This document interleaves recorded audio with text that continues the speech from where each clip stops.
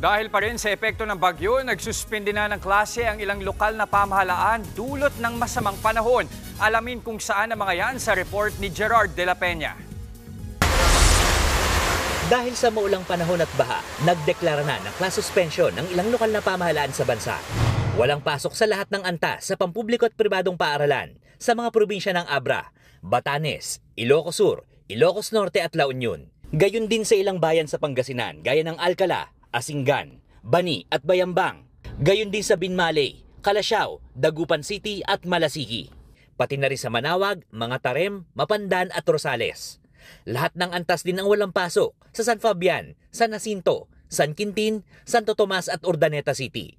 Maging sa ilang lugar sa probinsya ng Cagayan, gaya na lang sa Apari, Abulog, Amulong at Bagao. Gayon din sa Calayan, Lalo, Gataran, Santa Praxedes at Tuao. Lahat ng antas din ng walang pasok sa Angadanan, Isabela at Baguio City. Mula preschool hanggang senior high school naman ang walang pasok sa mga probinsya ng Apayao at Benguet. Pati na rin sa ilang bahagi ng Pangasinan, gaya ng Lawak, Aguilar at Basista. Gayon din sa Bautista, Mangaldan, San Carlos City.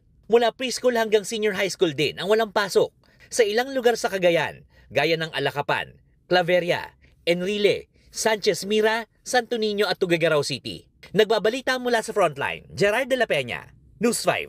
Mga kapatid, Jess de los Santos po, huwag magpahuli sa mga umaaksyong balita at napapanahong issue sa bansa. Para sa mas malawak na balitaan, mag-subscribe at mag-follow sa social media pages ng News 5.